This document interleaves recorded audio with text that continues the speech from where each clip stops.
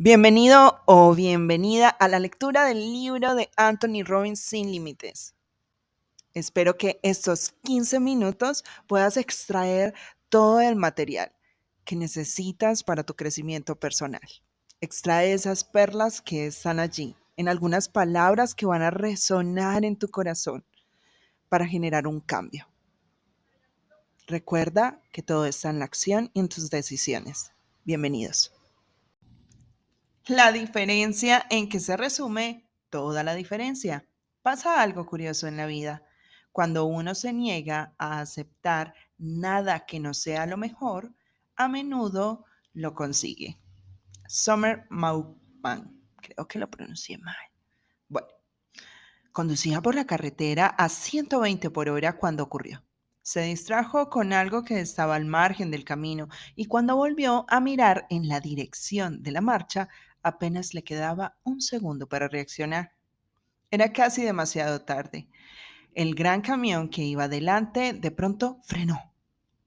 Para salvar la vida, tumbó la motocicleta, iniciando un patinazo angustioso. Le pareció eterno. Se vio a sí mismo en cámara lenta, pasando por debajo del camión. Pero sucedió lo peor. El depósito de gasolina perdió el tapón y el combustible se derramó y se encendió. Cuando volvió en sí, se halló en la cama de un hospital, traspasado por el dolor, incapaz de moverse y sin atreverse casi a respirar. Las 3/4 partes de su cuerpo estaban cubiertas de horribles quemaduras de tercer grado. Pero él se negó a rendirse. Luchó por salvar la vida y luego por reanudar su carrera profesional, pero solo para recibir otro golpe abrumador. Un accidente de avión le dejó paralizado de la cintura para abajo para toda la vida. En la existencia de todo individuo, hombre o mujer, hay un momento de reto a ultranza, un momento en que se pone a prueba todos los recursos de que disponemos, en que la vida parece absolutamente injusta.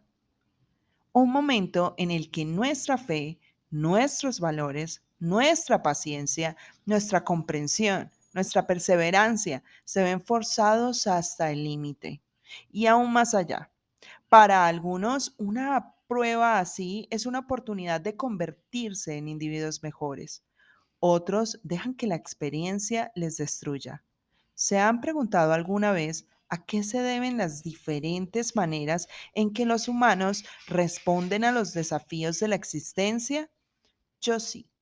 Y a menudo desde siempre me han fascinado los motivos de la conducta humana, tal como es, y desde que tengo uso de razón, me obsesiona descubrir por qué ciertos hombres y mujeres sobresalen entre quienes les rodean.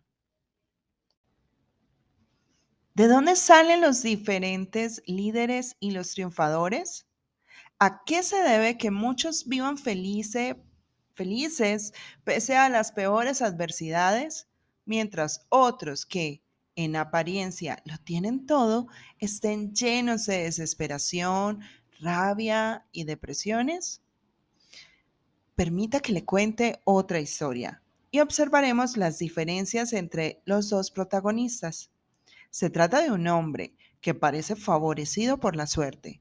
Es un profesional del espectáculo, fabulosamente rico y que tiene muchos seguidores. A los 22 años de edad fue miembro más joven de la famosa compañía de comedias de Chicago. Casi enseguida se convirtió en una estrella de la compañía. No tardó en tener un gran éxito en los escenarios de Nueva York. Durante la década de los 70 se convirtió en uno de los grandes triunfadores de la televisión y luego en uno de los actores cinematográficos más cotizados. Se pasó al campo de la música y el triunfo fue inmediato. Tiene docenas de amigos que le admiran, una esposa amante, magníficas casas en la ciudad de Nueva York y en la isla Martz. Luego de descanso, de lugar, perdón, de descanso de los famosos, A primera vista posee todo lo que una persona podría ambicionar. Pero deje que le cuente más cosas de estos dos hombres. El primero es una de las personas con más vitalidad, fuerza y éxito que conozco. Y vive actualmente en Colorado. Desde su terrible accidente en moto, ha conocido más triunfos y alegrías que muchos otros en toda su vida. Cultiva unas relaciones personales magníficas con algunos de los personajes más influyentes de los Estados Unidos. Ha ganado millones de negocios. Incluso presentó su candidatura a un escaño en el Congreso, pese a tener el rostro grotescamente desfigurado. La consigna de su campaña: vóteme para el Congreso y no seré solo un guapo más. Hoy día mantiene una relación fabulosa con una mujer muy especial y se encuentra en plena campaña para el cargo de vicegobernador de Colorado. La otra persona es alguien que le resultará familiar y que probablemente le ha proporcionado a usted bastantes horas de esparcimiento y alegría. Se llama John Belushi. Era uno de los cómicos más celebrados de nuestra época y uno de los grandes triunfadores de la industria del espectáculo durante la pasada década. Belushi supo enriquecer la vida de muchos, pero no la suya propia. Cuando falleció a la edad de 33 años como consecuencia de lo que el forense llamó una intoxicación aguda de cocaína y heroína. Pocos de los que le conocían bien se sorprendieron. El hombre que lo tenía todo se había convertido en un toxicómano que aparentaba muchos más años de los que tenía. Exteriormente no le faltaba nada de nada. Interiormente estaba vacío desde hacía muchos años. Los ejemplos así abundan. ¿Conoce el caso de Pete? Nacido sin manos ni pies, se ha convertido en un especialista de la maratón que ha corrido ya 40.000 kilómetros. Recordemos la asombrosa historia de Kellen. O recordemos a Candy, la fundadora de Madres contra el Alcohol al Volante. Después de vivir una tragedia horrible, ya que una hija suya murió atropellada por un conductor borracho, creó una organización que habrá salvado cientos y quizás miles de vidas. En el otro extremo de la escala, recordemos a seres como Marilyn Monroe, Ernest Hemingway, que tuvieron éxitos fabulosos y acabaron destruyéndose a sí mismos. Por tanto, yo le pregunto a usted, ¿en qué consiste la diferencia entre quienes tienen lo que hay que tener y quienes no? Entre quienes hacen lo que hay que hacer y quienes no. ¿Por qué unos superan adversidades tremendas, inconcebibles, y convierten sus vidas en un triunfo? Mientras que otros, pese a contar con todas las ventajas, se convierten en un desastre. ¿Cómo consiguen algunas personas que todas las experiencias repercutan a su favor, mientras que para otras cualquier experiencia actúa en contra de ellas? ¿En qué consiste la diferencia entre ambos hombres? ¿Cuál es la diferencia en que se resume toda la diferencia en cuanto a la calidad de vida? Estas preguntas han sido mi obsesión. A medida que iba madurando, pude observar a individuos que poseían grandes riquezas de toda especie, magníficos empleos, relaciones estupendas y muy buena presencia. Necesitaba saber por qué para ellos la vida era tan distinta a la mía y la de mis amigos, pues toda la diferencia se reduce a la manera en que nos comunicamos con nosotros y las acciones que emprendemos. ¿Qué hacemos cuando, tras poner todas nuestras fuerzas en el intento, las cosas nos siguen saliendo mal? Quienes triunfan no tienen menos problemas que quienes fracasan. Las únicas personas que no tienen problemas son las que están en el cementerio. Lo que distingue el fracaso del éxito no son las cosas que nos pasan. La diferencia estriba en cómo percibimos lo que pasa y qué hacemos en consecuencia de esto. Cuando su organismo le comunicó a Michael la información de que estaba cubierto de quemaduras de tercer grado en un 75%, pudo elegir entre varias maneras de interpretar esa información. Por el significado del incidente, pudo ver en él mismo un motivo para morirse, para caer en desesperación y cualquier otra cosa que eligiera comunicar. Y eligió comunicarse a sí mismo insistentemente que aquella exigencia le había ocurrido porque estaba llamado a hacer algo y que ese algo algún día le supondría ventajas aún mayores con respecto a su afán de hacer algo importante en el mundo. Como resultado de tal comunicación consigo mismo, formó conjunto de creencias y de valores que siguieron orientando su vida desde una perspectiva ventajosa y no como una tragedia, incluso después de verse paralítico. En cuanto a Pete, el que no tenía manos ni pies, ¿cómo logró culminar con éxito la maratón más difícil del mundo? Muy sencillo. Dominaba la comunicación consigo mismo. Cuando sus sentidos corporales le enviaban señales de que en el pasado solía interpretar como dolor, limitación o agotamiento, él se limitaba a cambiar la etiqueta de su significado y a seguir comunicándose con su sistema nervioso de tal modo que le permitiese continuar la carrera. No cambian las cosas, cambiamos nosotros. Henry David.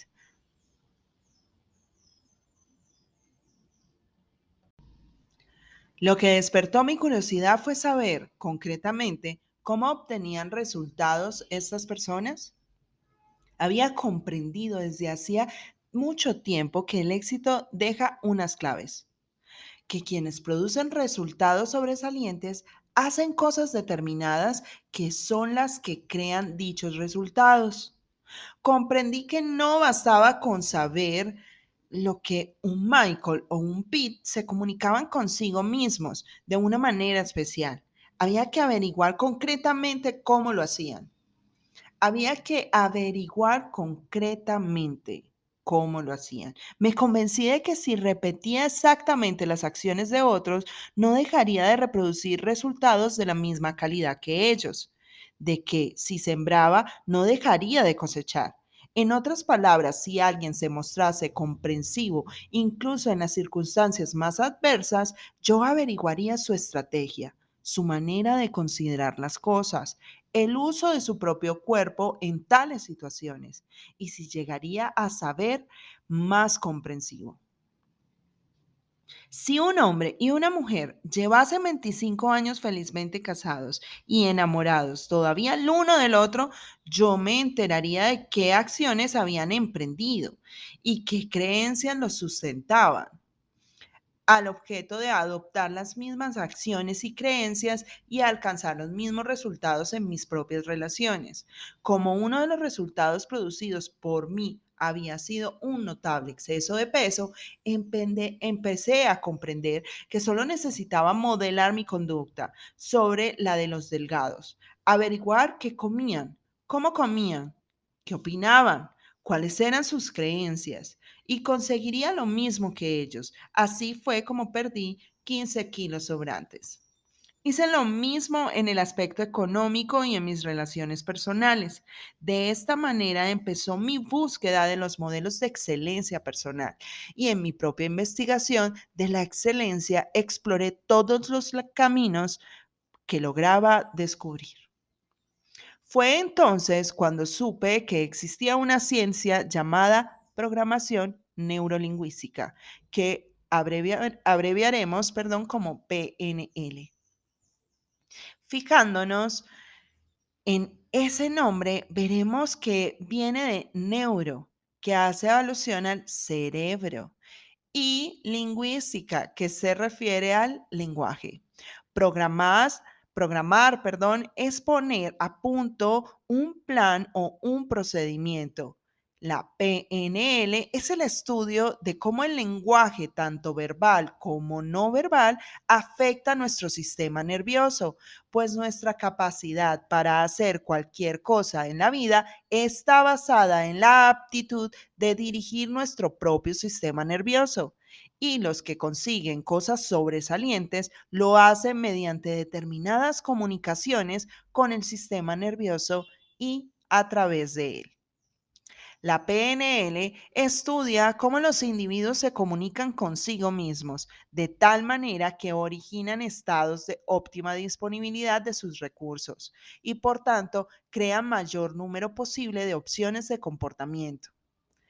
El nombre de programación neurolingüística, si bien describe con exactitud de qué trata la nueva ciencia, puede haber sido el motivo de que usted no conociese antes su existencia, puesto que en el pasado su enseñanza estuvo limitada a terapeutas y a un pequeño número de afortunados hombres de negocios.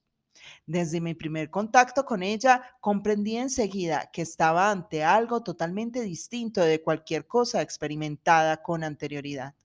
Fui testigo de cómo un practicante de PNL se hacía cargo de su mujer, que desde hacía más de 3 meses estaba siendo tratada sin éxito por reacciones fóbicas y en menos de 3, 4 horas desapareció esa fobia. Quedé atónito.